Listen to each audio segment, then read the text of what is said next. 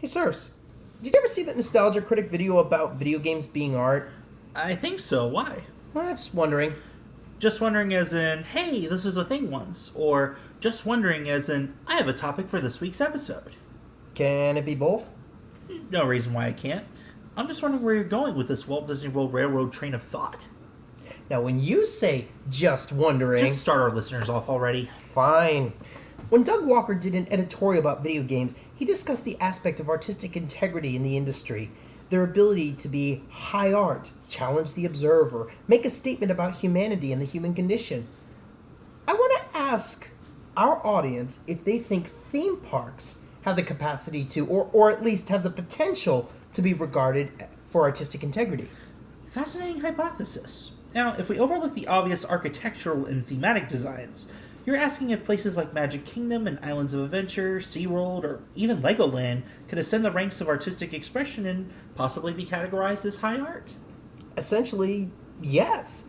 The theme parks we see around us today are forms of artistic expressions in almost every way, from landscaping to architecture, from world immersion to theme itself. To say the parks aren't artistic is, of course, couldn't be further from the truth.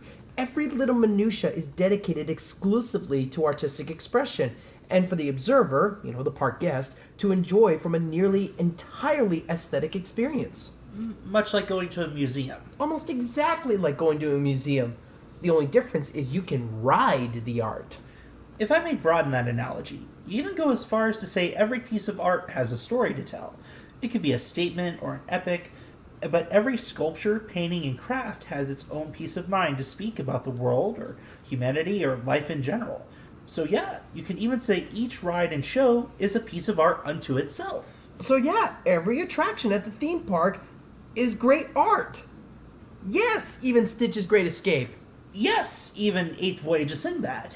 And Legend of Jack Sparrow too. Uh-huh, It's a Small World. American Idol Experience qualifies too. You know what? Yes, every ride, no matter how simplistic, insipid, bland, annoying, or just outright terrible a themed ride is, just by having a theme, it's making a statement.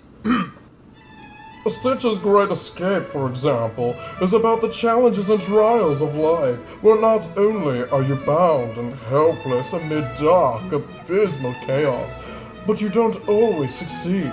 You can be tasked by authority to execute orders that you may feel unqualified for, or at the very least, feel uncomfortable coping with.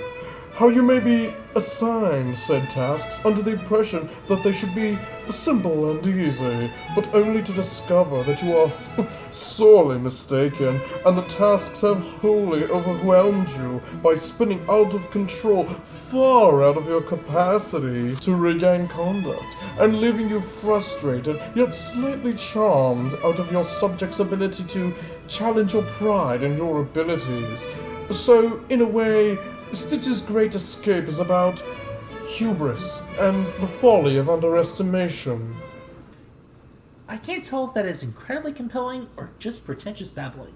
Was the glass of Chardonnay a bit much? I would have taken the Mickey-shaped crazy straw out, but yeah, the wine was what pushed it too far.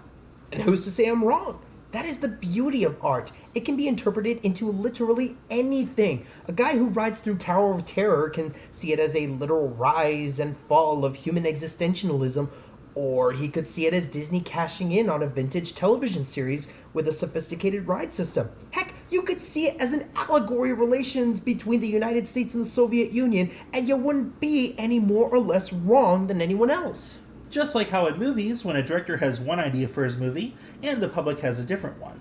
There's your metaphorical 2001 A Space Odysseys and your Birdemics. But mostly, Zootopias. Something, at first glance, cute, sweet, and entertaining, but with something deeply profound to offer when you really sit and think about it. And what is more artistic than that? So the attractions themselves are art. But your thesis is if the theme parks themselves are art. Right, because calling them metaphorical museums is only part of the story. Did you notice I said theme parks and not amusement parks? I just figured since we're in Central Florida... Wait, wouldn't that make you the theme park guy, not the amusement park guy? You promised not to reveal my secret identity! Look, my point is with themed parks. The overall identity plays a huge factor.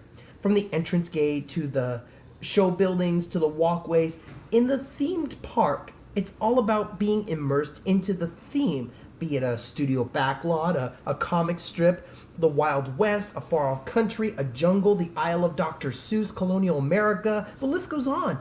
Even the layout can evoke a feeling of being sucked into a whole different realm. And color scheme. SeaWorld uses lots of greens and blues like the ocean. Animal Kingdom uses lots of greens and browns for nature. Epcot has lots of blues and grays for the future. You bet. Amusement parks, which are more about just featuring a hodgepodge of random rides without a central unifying theme. Theme parks, by design, are intended to be focused on a concept. So yeah, the theme parks are an artistic expression in and of themselves, capable of eliciting both emotional and intellectual ideas. But now we come to the crux of the discussion I bring up today. And what's that? Why aren't there more theme park critics? You know, that's a good point. There's tons of people out there who review, critique, and analyze movies, food, literature, TV shows, fine arts, sports, video games, but not that many on themed amusement. Well, there's Theme Park University. They're pretty analytical. That they are. And some jerk with a camera. He's both analytical and hilarious. Oh, I'm not saying he isn't. But I'm not talking about just an internet reviewer here or there or a guy who types up some blogs. I mean reviewers and critics with the same clout and credibility as, say, Siskel and Ebert. We'll never run out of critics who review art, books, and movies and TV, but theme parks? Not nearly as much. I wonder why.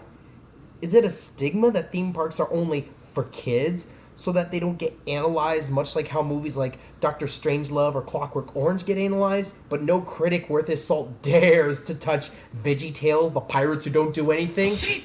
I thought we agreed never to bring that movie up ever again. Come on, I'm making a point here. I guess. It's also because theme parks are just so much more expensive, too. Most any legitimate news source can find a food critic or a movie critic easily, but theme park annual passes are just a bit tougher to swallow. Well, there's that too, I think. But more than anything, I suppose it has more to do with the perception of theme parks being escapism. How you mean? That Nostalgia Critic episode you mentioned, about video games being art, he brought up that movies have evolved into being a commonly accepted art form after being dismissed as fantasy escapism. When that's the case, it isn't too well respected when enjoyed typically as a means to forget reality while on vacation, instead of being thought pieces. Just like, wait a minute, hang on, I just realized. Tap G, where would a smart person go on vacation? You know, characteristically. Museums, historical battlefields, wine tastings, botanical gardens, theater productions. Okay, now picture what the rest of the world thinks of a stereotypical American theme park tourist. Let's see, overweight, socks with sandals, tacky fashion sense, not very bright. Oh. Yeah. Maybe that's the real reason why theme parks are seen as escapism. And why people think they're not worth analyzing critically. Because the perception is that the average tourist is too common, pedestrian, average. Walt Disney built Disneyland for the middle-class family, and now we see it as just lowbrow and pandering. Unlike a Shakespearean play or a Da Vinci painting, they're thinking man's art. So great art exists at the theme parks, but few take the time to critique it on an intellectual level. Because they're blindsided by the commercialism, the consumerism, the squalling children, the sheer audacity to acknowledge, let alone entertain, the riffraff. It's the antithesis of avant-garde. But now we go back to my original question. Are theme parks art, and does this realization change anything? Well, you know what they say, the first step in fixing a problem is acknowledging that there is a problem. And maybe with What's the Attraction, we can raise public awareness. Chalk that cause up somewhere between vaccinate your kids and bring recess back to schools? Well, sure, it's not that important in the grand scheme of things, but it is something worth bringing up. Theme parks are art, and it's a shame that more people don't notice it. And it shouldn't be ignored or dismissed as lowbrow just because it's commercial. Commercial does not equate lowbrow. And commercial doesn't mean there isn't quality art to be acknowledged. Preach! So yeah, I think theme parks are art. Thought so. What a profound and fascinating thesis. Thanks. Now, are Dole Whips and turkey legs considered gourmet cuisine? Don't push it.